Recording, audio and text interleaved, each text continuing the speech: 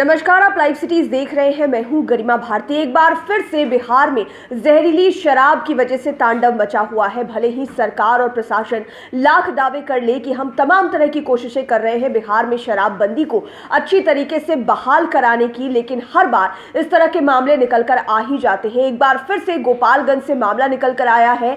जहरीली शराब से मौत की आशंका जताई जा रही है, क्योंकि प्रशासन की तरफ से, पुलिस की तरफ से इस बात की पुष्टि नहीं हुई है। अगर आप बीते बार के कई मामलों को देखें तो पिछले कई बार में भी पुलिस ने एक ही बार में पुष्टि नहीं की। जब एक के बाद एक मौत का आंकड़ा बढ़ता गया, जांच हुई, एफएसएल की रिपोर्ट आई, पोस्टमार्टम हुआ, तब जाकर पता चला कि कहीं ना कहीं मौत का जो मामला है वो जहरीली शराब से जुड़ा हुआ ही है। और एक बार फिर से गोपालगंज में जहरीली शराब की वजह से मौत की आशंका जताई जा रही है। और आपको बताते हैं कि इससे जुड़े हुए डिटेल्स क्या क्या है। पहले कई लोग गोपालगंज में बीमार हो जाते हैं और फिर उनकी मौत हो जाती है। हालांकि आशंका जताई जा रही है कि मौत शराब पीने की वजह से हुई है। डीएम ने जांच करवाने की बात कही है। हालांकि डीएम ने शराब से मौत की पुष्टि नहीं की है। संदिग्ध हालत में 3 लोगों की मौत हो गई है। बसहा में 2 और सोनवलिया गांव में 1 की मौत हुई है। वहीं बैकुंठपुर के बसहा और सोनवलिया गांव की एक घटना जो है वो बताई जा रही है। बैकुंठपुर थाना अध्यक्ष धनंजय कुमार ने बताया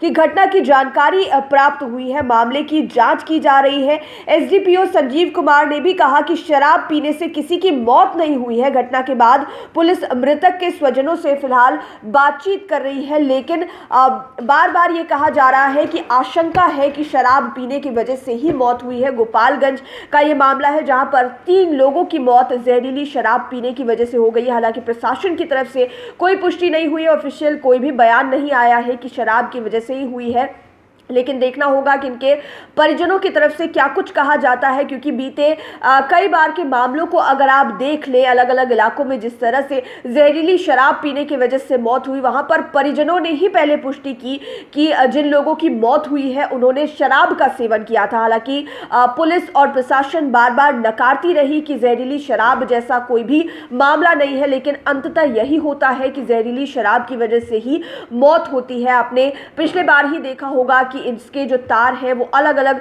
राज्यों से भी जुड़े हुए हैं। झारखंड से सप्लाई होती है। जितने भी पड़ोसी राज्य हैं जहां पर शराबबंदी लागू नहीं है, वहां से ये तमाम सामान लाए जाते हैं और बिहार के भीतर ही शराब का निर्माण किया जाता है, जिसके बाद जहरीली शराब जो लोग पीते हैं उनकी या तो हालत खराब हो जाती है या फिर सीधे मौत ही हो जाती है। एक बार फिर से गोपालगंज से मामला निकल कर आया है। गोपालगंज के बैकुंठपुर के बसहा और सोनवलिया गांव की यह घटना है जहां पर 3 लोगों की मौत संदिग्ध स्थिति में हो गई है।